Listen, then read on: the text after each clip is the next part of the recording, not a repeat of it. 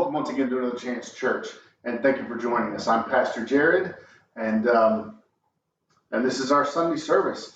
Want to start with a few announcements. Number one, starting next week, we're going to change service time. We're still going to do this. We're still going to put it out on the social media and website and all the outlets that we've been doing.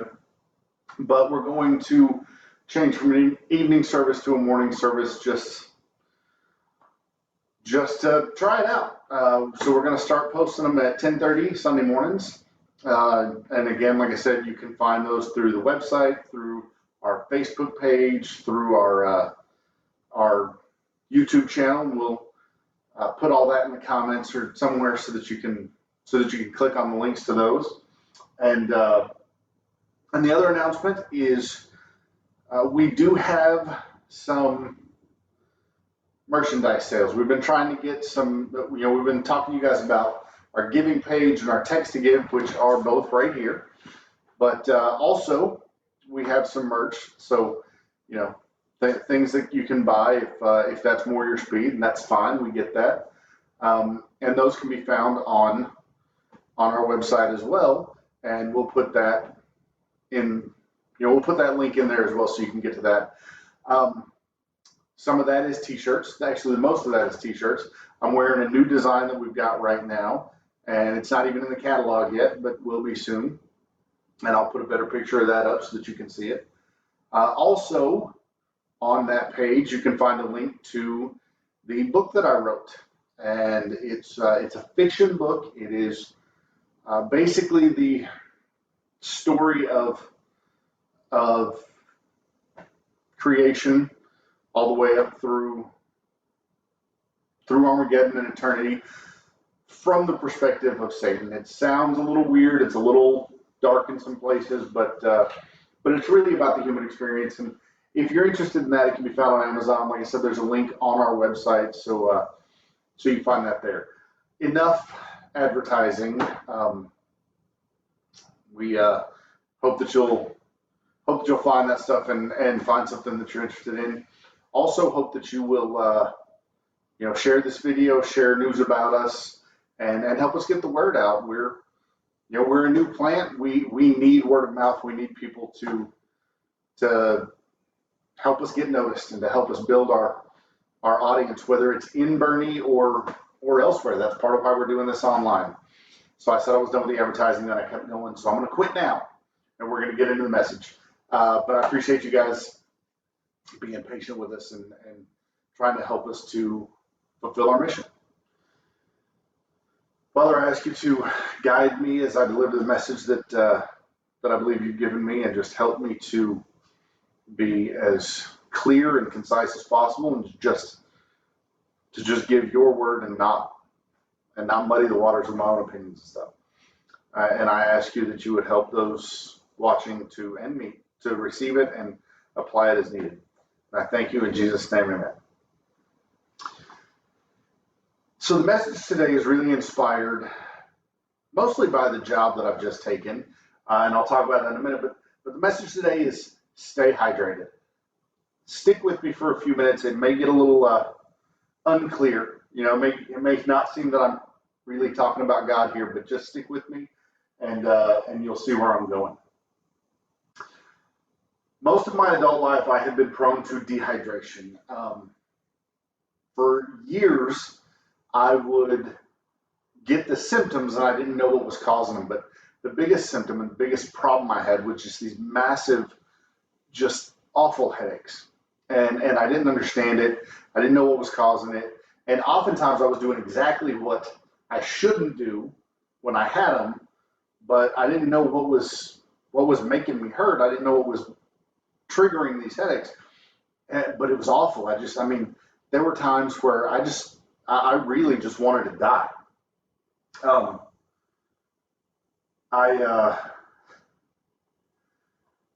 remember I tried to start a workout regimen. As a matter of fact, I signed up for a college weightlifting course just to try to get myself in better shape, and I just had headaches so bad and so often that I couldn't do it. I couldn't go and really apply myself. Clearly, it didn't stick anyway. And once I found out what the problem was, I found other reasons not to work out, but that's a whole nother story. But just I had these debilitating headaches, and it really affected my whole life. And one day, there was one occurrence where the headache and the other symptoms became so intense that I had to seek medical help. I had moved to Colorado, but I had returned to Midland, Texas to visit my family.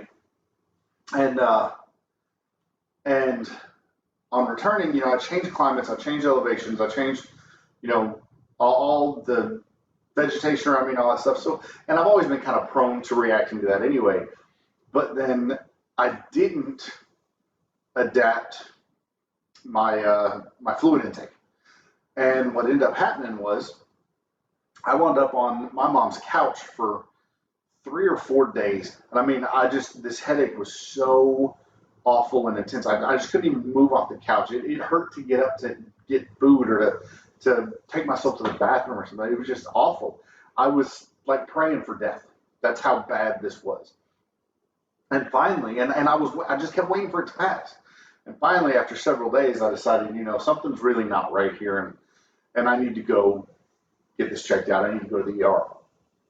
And that's when I found out that I was severely dehydrated. That's when I found out what was causing my headaches for all these years. And I was so dehydrated that once I got to the ER, first of all, they couldn't hardly even find a vein to run an IV, and they needed to get fluids into me.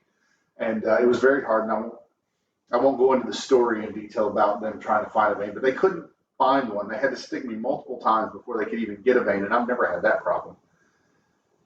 And then finally, when they did, they hung a liter bag of saline and started the drip. And it took about 45 minutes for that first bag to drip through the IV and to get into my system. And I was still just miserable. And then, of course, laying on an ER table, those are not comfortable. And so finally the nurse comes in to change the bag. And I'm like, how long is this going to take? Because I'm miserable and I want to go home where I'm at least comfortable if I'm going to feel like this. And she says, I've never seen them put more than 2 bags in anybody. So, you should be out of here fairly soon. It shouldn't be too much longer. So this professional nurse told me, I've never seen them have to put more than 2 liters of fluid in anybody. They put 3.5 liters of fluid in me. I mean, when she was hanging the last bag, she's like, you must have been like almost dead. You were so dehydrated. And by that time, as my body was rehydrating, I was getting the electrolytes and all that stuff back in balance the way they were supposed to be.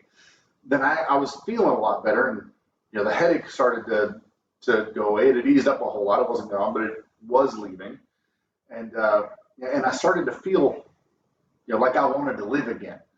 But it was awful, and I had no idea what had been causing it prior to this.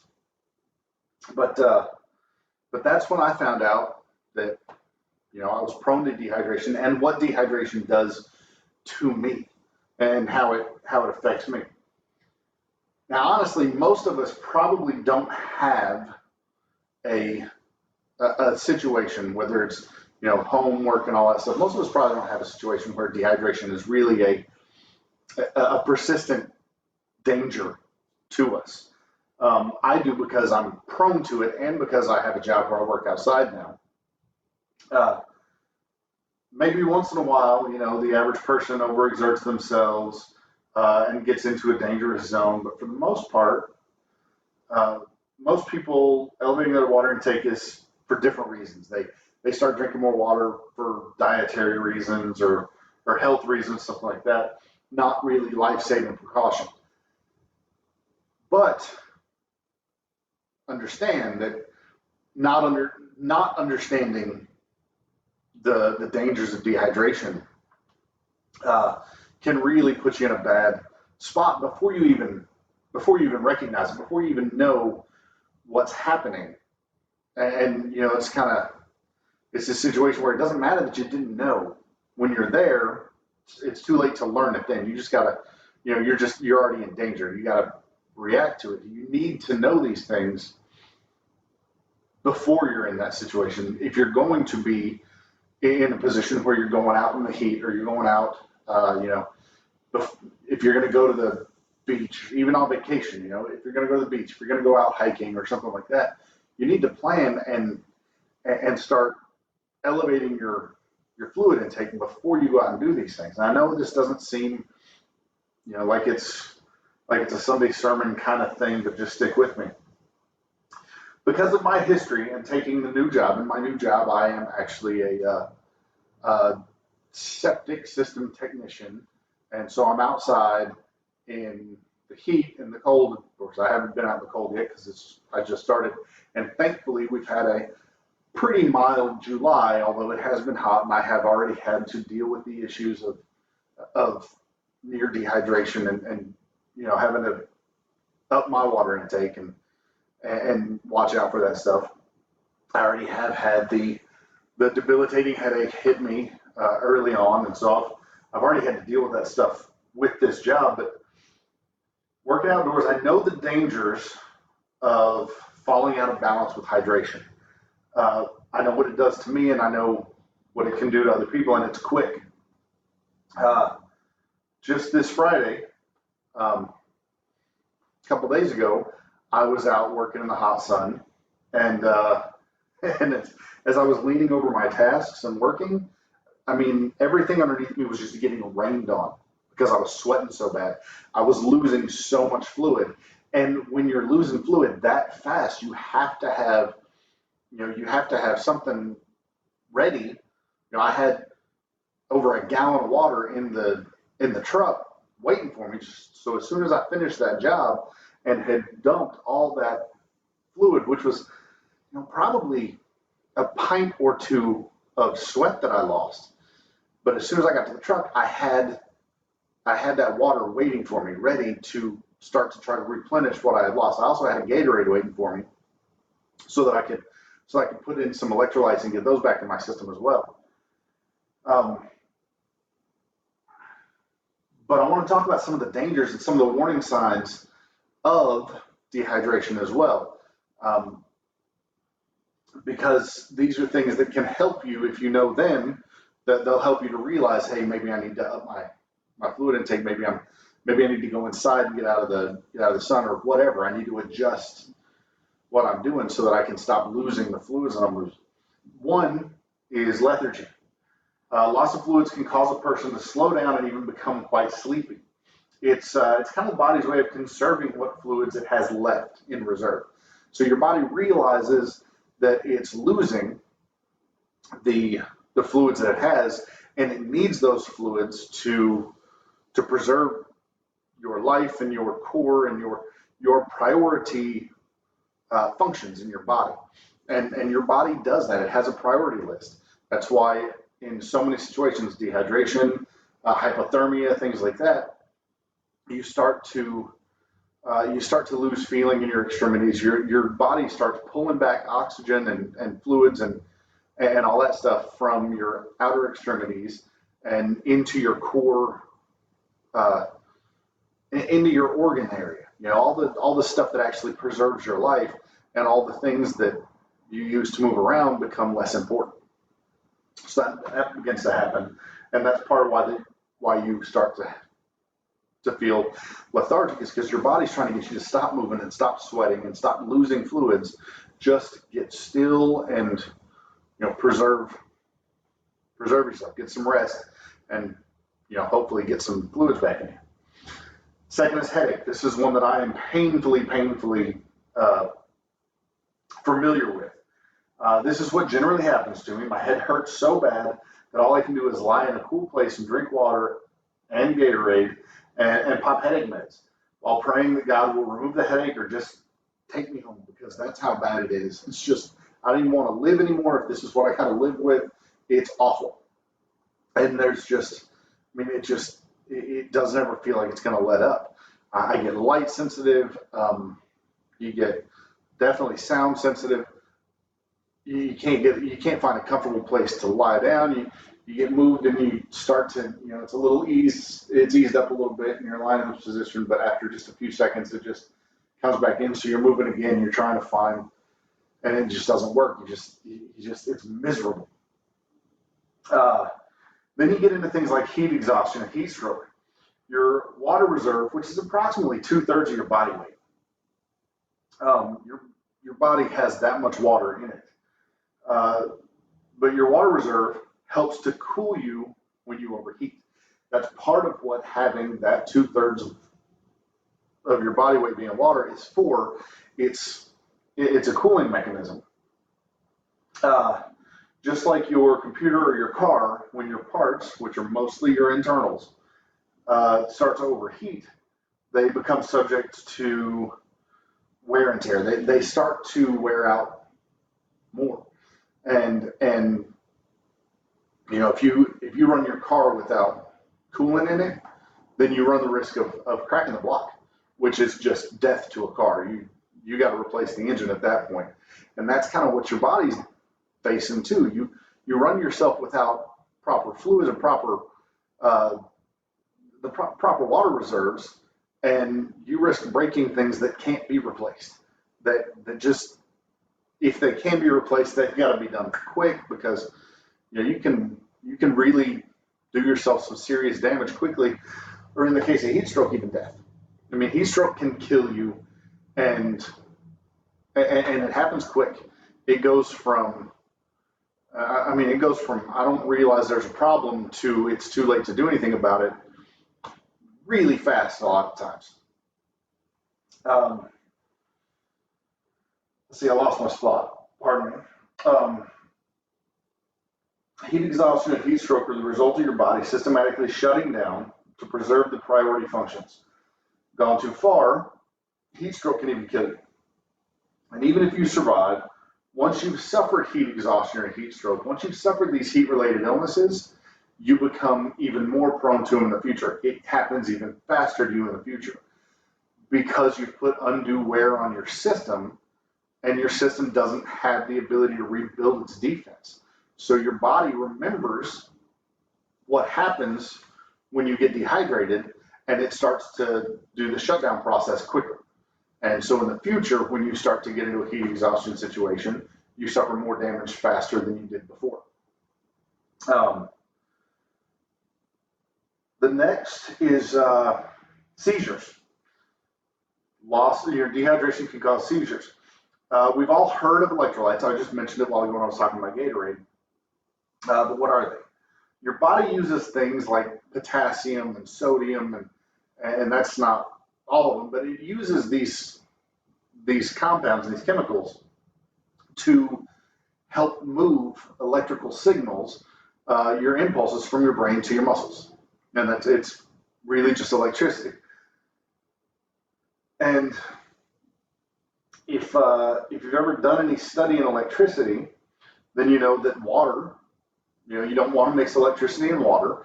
The water is a great conductor of electricity, and it causes, it carries it very efficiently. But salt water, even more. The ocean, salt water in the ocean is about 1 million times more conductive than fresh water. So when you add things like sodium, potassium, things like that into the water, things that assist in the conductivity of the water and break down the tension level in the water, then those impulses can move even faster and even more efficiently. Problem is, once you remove the water and all that you have left is the salt, just talking about like ocean water, if you pull it out and you let the water evaporate out of it and all you've got left is this salt, it doesn't carry electricity at all. It turns into a crust, it breaks up, and it doesn't, it's not a smooth, continuous surface. And even if it could carry electricity, being broken and cracked the way it is, the electrical impulses would be broken. They would get lost and confused and move in wrong directions, because electricity doesn't often jump over gaps. So when your body gets dehydrated and you still have these compounds in your system, but they're getting dried out because they don't have the appropriate moisture content, then what happens is your impulses start to suffer the same fate. They can't get to where they're supposed to go. They get confused. They have to take different routes, and your muscles start to move in unpredictable ways. You can have seizures. It can. I mean, you can lose the ability to move muscles that you're trying to move. And it really just scrambles your system really bad. And the only way to fix that is to get that hydration back in there and to get the electrolyte dissolved back into moisture so that they can do the job that they're supposed to do. Let's see.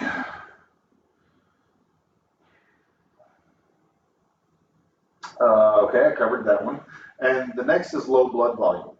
Now, we've all cut ourselves, we've all seen our own blood. It is a liquid, we realize that. Well, most liquids are made up of water, mostly, and our blood is no different. The things in our blood, the red blood cells and the plasma and all that stuff, are carried by using water as well. So is the oxygen that those red blood cells and stuff move. Without the water, they don't move as well. And when we get dehydrated, our blood gets thicker and our blood volume goes down, which causes drops in blood pressure. Hold on, I lost my spot. Cause low blood pressure, the oxygen doesn't get to your organs, and it just becomes extremely life-threatening. Without the appropriate amount of both blood volume and blood pressure, you just can't move the oxygen to the places it needs it. And that's what the heart relies on to survive. That's what the brain relies on to survive. Your lungs push that oxygen and the blood has to carry it to where it needs to go. If any of that fails, then you end up suffocating within your own body.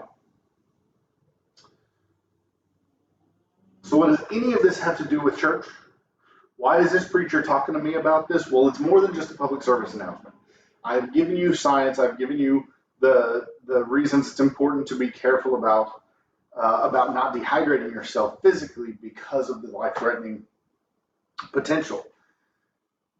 But I also want to talk to you about the spiritual aspect of it. See, this is not new science. This is not a new discovery. Even way back in the days when Jesus walked the earth, they understood at least some, if not all, of the dangers of dehydration. Jesus used that. He also understood the dangers of spiritual dehydration. If you go to John chapter 4, you'll see the story, and it's a familiar story. It's the woman at the well. And I'm going to read from verse 1 to verse 14. And if you want to follow along, I'm in the New Living Translation, or it should be on your screen as well. Jesus knew the Pharisees had heard that he was baptizing and making more disciples than John, though Jesus himself didn't baptize them, his disciples did. So he left Judea and returned to Galilee. He had to go through Samaria on the way. Eventually he came to the Samaritan village of Sychar, near the field that Jacob had given his son Joseph. Jacob's well was there, and Jesus, tired from the long walk, sat wearily beside the well about noontime. Soon a Samaritan woman came to draw water, and Jesus said to her, "Please give me a drink." He was alone at the time because the disciples had gone into the village to buy some food. The woman was surprised, for Jews refused to have anything to do with Samaritans. She said to Jesus, "You're a Jew and I'm a Samaritan woman. Why are you asking me for a drink?" Jesus replied, "If you only knew the gift God has for you and who you are speaking to, you would ask me and I would give you living water." "But sir, you don't have a rope or a bucket," she said, "and this well is very deep. Where would you get this living water? And besides, do you think you're greater than our ancestor Jacob, who gave us this well? How can you offer better water than he and his sons and his animals enjoyed?" Jesus replied, "Anyone who drinks this water will soon become thirsty again. But those who drink the water I give will never be thirsty again. It becomes a fresh, bubbling spring within them, giving them eternal life." Now Jesus had been traveling on foot and was now sitting in the noonday sun. No doubt he was tired and had probably sweated through his clothes. Scripture doesn't say what time of year it was, but in my mind, I see it being summertime. I see it being the heat of the year, and he had been walking through the morning, through the cool hours of the morning, and into the noontime sun, the heat of the day, and it was probably pretty tired, had been on the road for a while, and was starting to feel the effects of the heat as well, with the sun directly overhead. I kind of imagine him walking a road. Camels are dropping dead by the roadside. Vultures are starting to circle. The Undertaker keeps measuring everybody like an old spaghetti western. Like I see him kind of at the end of his reserves. He's sitting at the well, and he needs to replenish his supply. But what also happens is that he realizes that there's going to be somebody at this well, because see, the direction that he goes is not a direct path to where he was headed. He actually went around. Now, some people think that's because he was trying to avoid the Jews, and that's why he went through Samaritan villages and such. Maybe so. But really what I think it was is Jesus knew there was somebody here who needed to hear from him. Matter of fact, if you go a little further in the story, he tells this woman about her life. He tells her that he knows that he asked her to go get her husband. She says, I don't have a husband. He says, I know you've had 5, and the man you live with now isn't your husband. He realized this was a person who was extremely spiritually dehydrated. He knows that she's trying to fill some. I'm kind of just leaving the notes here. He knows that she has been chasing something. She's got this need, this dehydration. The more dehydrated you get, typically the thirstier you are. The more, I know I don't really like drinking water that much, but when I'm out in the heat, when I'm sweating it all out, and when I'm dehydrated, when I need it, I can't get enough water. I can't, it's just so good. And this woman was looking for something to fill this need that she had in her life, the God-shaped hole that we all have in us, but she didn't know what it was. She had gone through 5 husbands and was living with somebody and still could not find what she needed to fill that space. And Jesus is telling her, what you're doing, what you're putting into your system, it's not going to satisfy you. It's never going to satisfy you because it's not the right thing.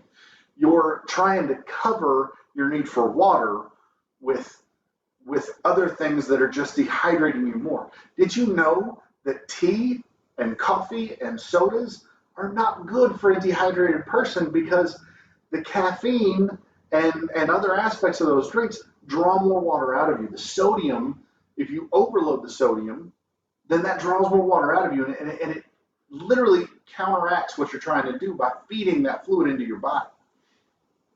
And that's exactly what's happening spiritually with this woman and with all of us, is that we, until we find that living water that only Jesus can give us, then we're just losing more and more hydration to all the junk that we're putting in our bodies.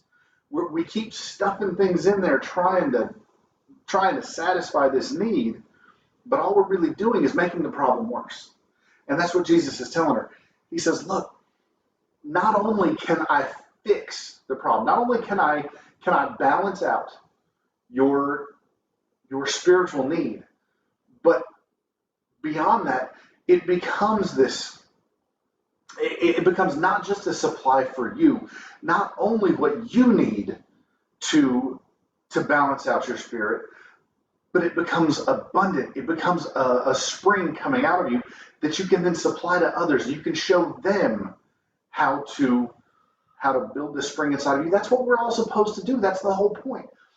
We need to get back to our image that God intended us to have, our made in His image preset, our factory setting that we're supposed to have and that we lost long ago.